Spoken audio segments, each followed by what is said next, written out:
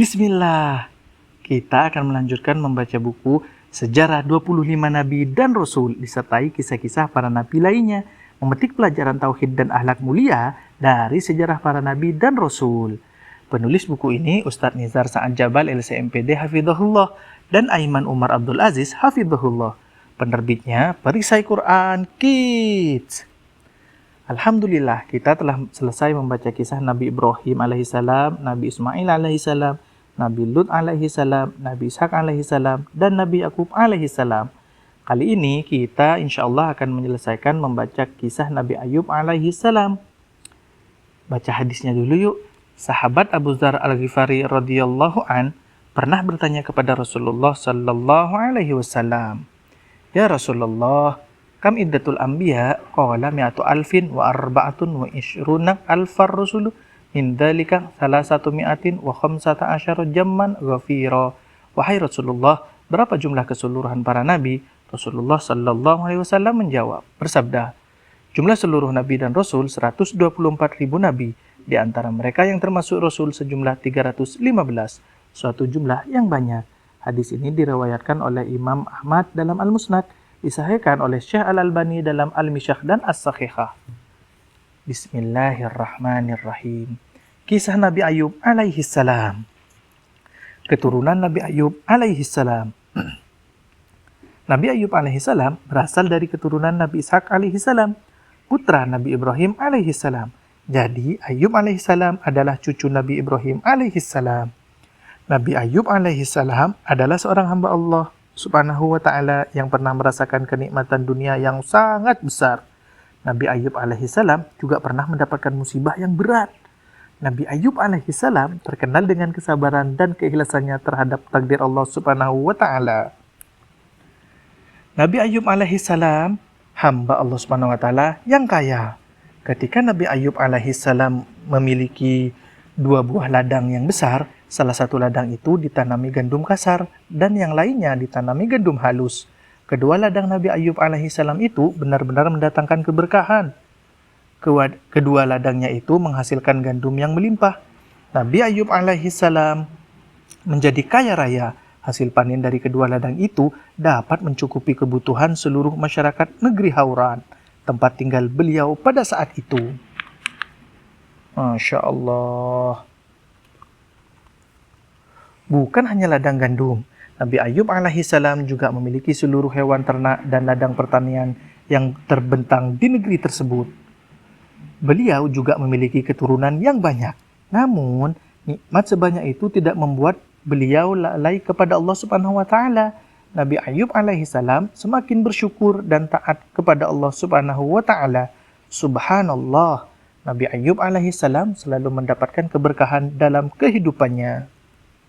Pelajaran penting. Adik-adik yang dirahmati Allah subhanahu wa ta'ala, lihatlah kenikmatan yang Allah subhanahu wa ta'ala berikan kepada Nabi Ayub alaihissalam, menjadikan beliau bertambah taat dan bersyukur kepada Allah subhanahu wa ta'ala dengan rajin beribadah dan meninggalkan kemaksiatan. Jika Allah subhanahu wa ta'ala memberikan kepada kita rizki, badan yang sehat, sehingga dapat sekolah dengan baik, dan kenikmatan-kenikmatan lainnya, jangan lupa bahwa semua itu datangnya dari Allah subhanahu wa ta'ala.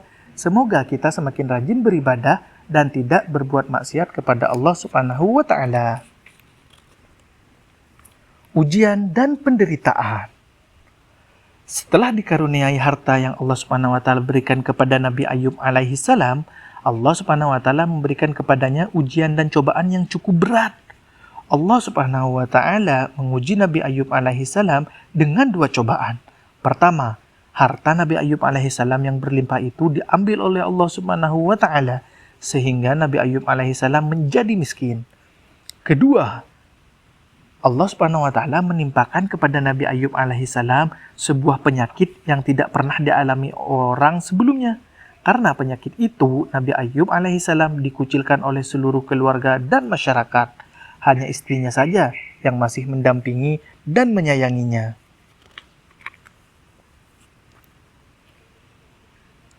Penyakit yang diderita Nabi Ayub alaihissalam menyebabkan seluruh anggota tubuhnya tidak bisa bergerak, kecuali lidahnya saja yang bisa digerakkan.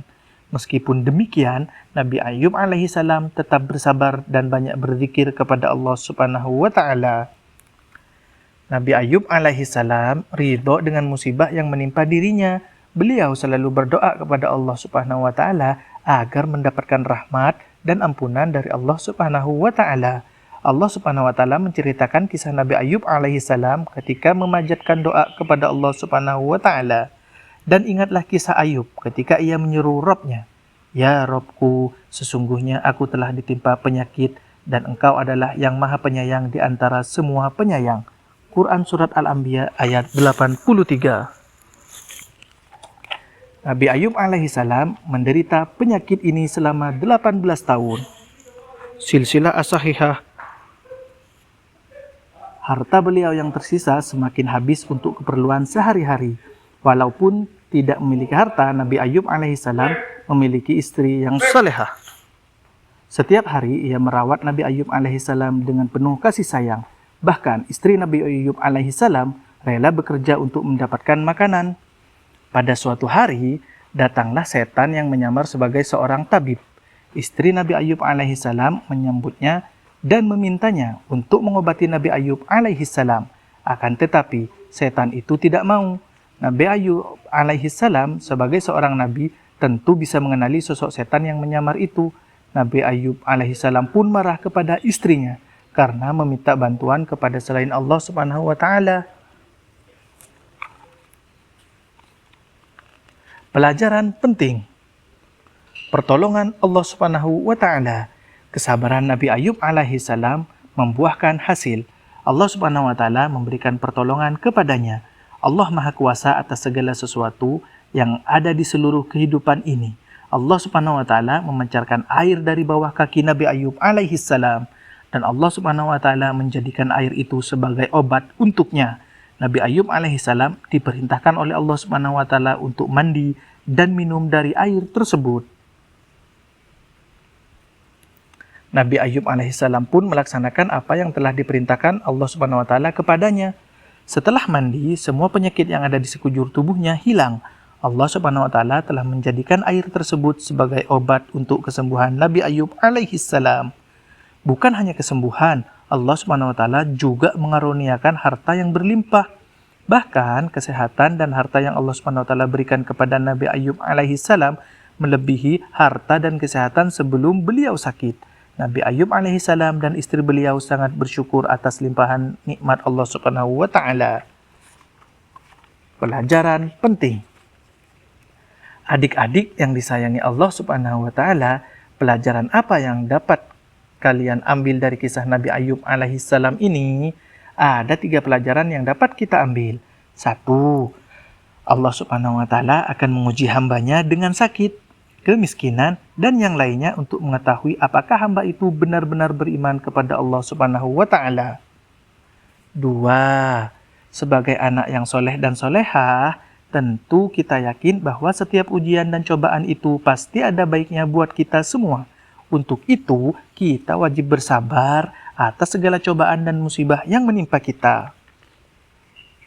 Dan yang ketiga, jika kita bersabar, niscaya Allah Subhanahu wa Ta'ala akan mengganti cobaan dan ujian tadi dengan kenikmatan yang besar. Lihatlah kisah Nabi Ayub alaihissalam di atas. Allah Subhanahu wa Ta'ala memberikan kenikmatan lebih baik dari sebelumnya. Namun sebaliknya, jika kita tidak bersabar lalu berbuat maksiat, niscaya cobaan itu semakin besar dan Allah Subhanahu wa Ta'ala akan murka kepada kita. Alhamdulillah, kita telah selesai membaca kisah Nabi Ayub alaihissalam. Terima kasih telah menonton video ini dan terima kasih pula telah subscribe dan langganan channel ini. Subhanakallahumma wa bihamdika asyhadu an la ilaha illa anta astaghfiruka wa atubu ilaik.